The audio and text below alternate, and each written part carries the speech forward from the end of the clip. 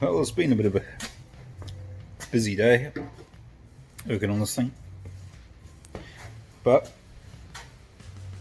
if this thing focuses and picks up light and stuff, that's in. That's in.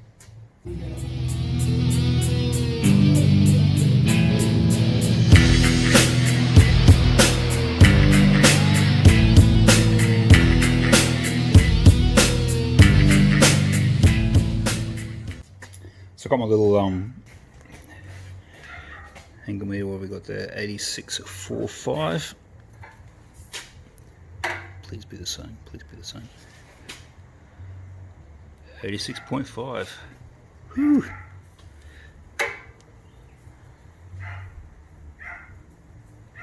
$86.5. Holy crap. So this is a if you put it on a funny angle it reads error, but this is just a digital angle finder, generic one off eBay. Handy as. Very, very useful. So these are all... Is that dog gonna shut up? So in this little bit of time I've got while the neighbour's dog's being quiet, I'll get back to this. So the head plates are all finalised pretty much. I've got to go through and clean all the spatter off and tidy up some welds, but for the most part, I got to be excited with some of the welds. You could probably get away with just a stitch weld. I think the instructions even say just stitch weld through here, but it's been a little while since I've had a go at some heavy welding, so I went a little bit overboard. I have stitched through the inside on this one, but the gussets I just went all the way around. I'm happy with the welds. They're not excessively large on these, but where they need to be they are. But I won't clean up. I've got to clean up around them, all the spatter and crap.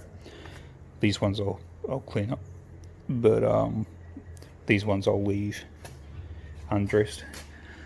I'll just knock these welds off here and clean these up. So it's these are the tabs that you take off to put the header plate over this plate, and then you put those back on. I'd almost consider those decorative, but I guess it all helps. There are fairly healthy welds in there, but that's that done. That's major piece out of the way. They're within 0.05 of a degree of each other, so I'm very happy with that, considering how much weld I put on there. I was careful with it, so I took my time and minimised the pulling. But yeah, I've done along the tops of the rails, the bottom. Ignore that weld, that's just a filler weld over. There's a little bit of a low spot like this sort of thing here, where I've just run a weld over it just so I can grind back over it again and get it all nice. Same as these were for where I welded up the rivet holes. A couple of low spots, and I'll probably do some more along here just to clean it up a little bit. That hole there is already in the plate. That's for the axle center line. Underneath, the flange of the rail gets a little bit narrow just through here. So when I can, I'll either flip the chassis or lift it right up on one side so I can run a weld along there, and I'll probably just have to add a little bit of material through there and there, just those two parts. The rest is all sweet. I'm not going to do that just yet because I want to be able to do it properly, and also now that all this is in place, I can put the control arms, steering rack, and stub axles, that sort of stuff in. and with the steering rack in place, like the AU1 over there somewhere in the pile, I can then work out with the control arms all the way up. I can work out the clearance for the tie rod ends where they come up under the rails, like I mentioned earlier. And I can cut a tunnel, I suppose you could say, just clearance out a notch, and fill around that once I've finalised that. So I'll get on with that, just dummying up that stuff. I'll have to go, probably tomorrow I might go and find, there's a good automotive paint shop on the north side of Adelaide near me. See what they recommend for chassis paint, like that POR 15, POR 15, or something like that. But it would be good to get this coated pretty quick, so I don't get the surface rust issues again. So I'll see what they recommend. That'll obviously need touching up again when I get back further under here. So that's where that's at. Next step, dummying stuff up. Place is a bit of a mess at the moment. I've been smashing this, but the suspension is dummied up. It's all sitting in place, bolted up like it's supposed to be, apart from I haven't tightened up the ball joints, purely because I want to clean up the arms and everything before I do that. Those are the new Super Pro lower arms. I just went with new arms, whole new arms and bushes, instead of trying to press new bushes and factory arms. I've heard it can be a bit painful, when I figured we'll just get new ones, all new ones. They're already painted and cleaned up. But anyway, they're on there. Upper arms, these are Wrecker Specials. I do have some genuine, brand new, like new old stock ones in a box in the shed to go on. They don't need to be on here just yet.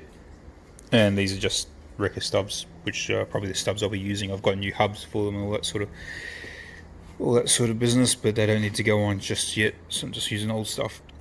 This is for basically checking clearances for the steering rack, or tie rods to be more specific, and just see how much actual movement we've got in this, with how I've set it up and everything. So this is currently up against the frame in the air. I could clean that out a little bit more, but then I'm going to have clearance issues here, and really that's where it is as far as I can go, I think, safely, because the top tie rod there, you can make that out, that bind is going to assist. I think that's pretty much what's holding it up at the moment, not going any further. But where that is, it's hard to get under there and see, but it works out that well, this here is tire to frame here is 70mm, and the crossmember, as mentioned earlier, is 90mm. So you take that off that, you've got the front crossmember sitting 20mm off the ground. It would be nice to be able to have it sitting on the ground, but I've still got engine clearance to worry about, oil pans, that sort of shenanigan, trans and that. So I think the front sitting that high won't be terrible. The frame still hangs down lower than the sill panel anyway, under there. But the back end, I've currently got those tyres sitting about 65mm off the frame. This is 70, but I'll be able to lift that up more, because the whole rear end's been custom made, so I don't have to worry about frames and stuff, like factory notching and crap. So the back end I can make that to whatever height I want, because basically it's being cut here and that whole section's being replaced. So by the time I make this one, I can make that to whatever height I want. I can have the back half of the truck sitting on the ground. The front will be up slightly, but that's just how it's going to have to be without doing some more severe modifications. I could do a body drop on it if I really wanted to, but I don't want to modify the floor pan. It's probably about an inch to having the floor sitting on the rails under there. It's a bit hard to see, but modifying the mounts to suit and everything, I'm not sure whether an inch would be, I suppose it all helps, but I'm not sure whether it's worth the work involved. Something to think about. But yeah, without doing a Z notch and cutting the frame and doing a Z notch lifting the front, I think that's about how it's going to be. I don't know, but I think where it's at, that's pretty cool.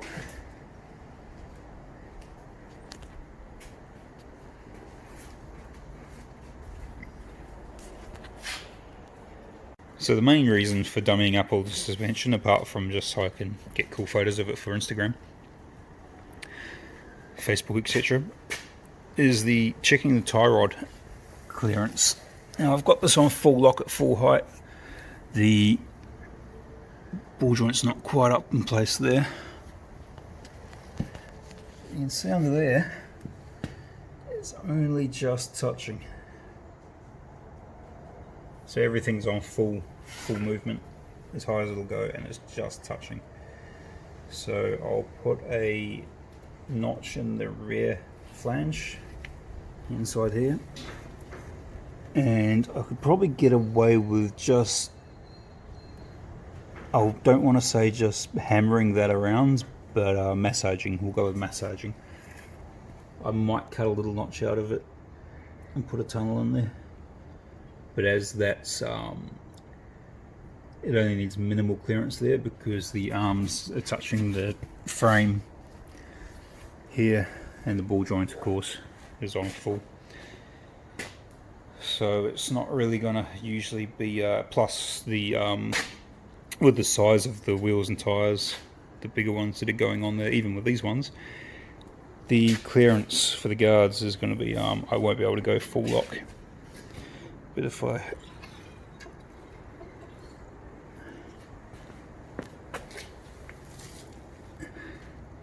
so with the wheel straight,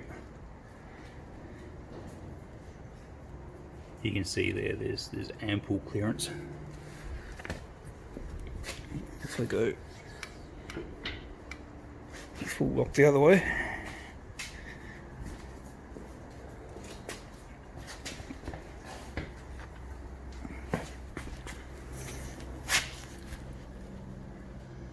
this side seems to have a bit more room, even with the, so there's clearance in there with the ball joint pulled up tight.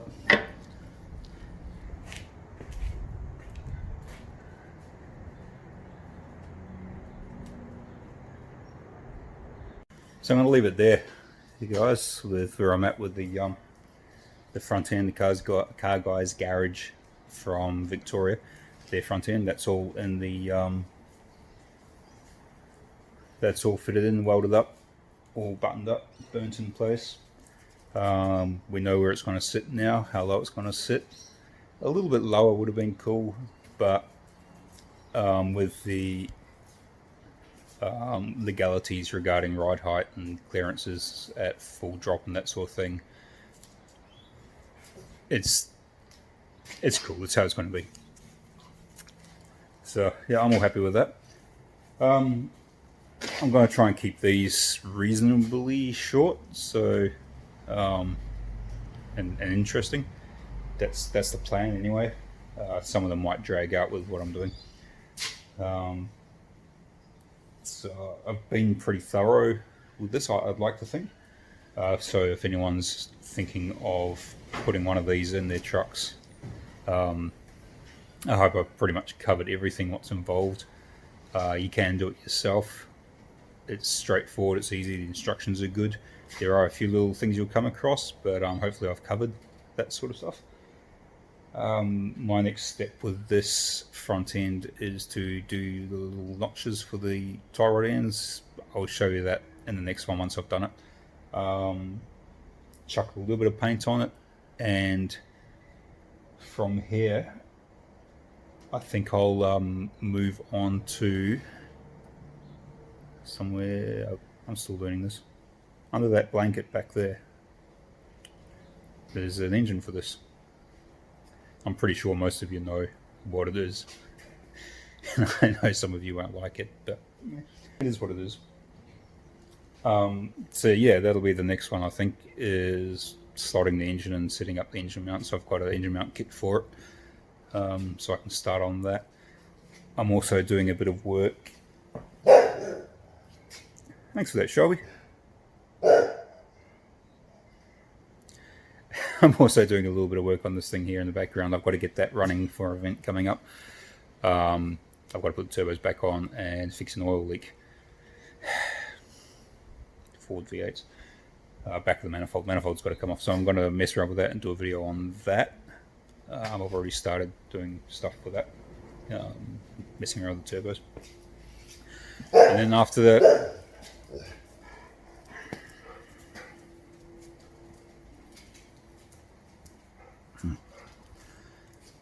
so the engine's next, I think, dummying up that. I do have some upgrades coming for that as well, the engine, before that goes in, so I'll be doing that. And then after all that,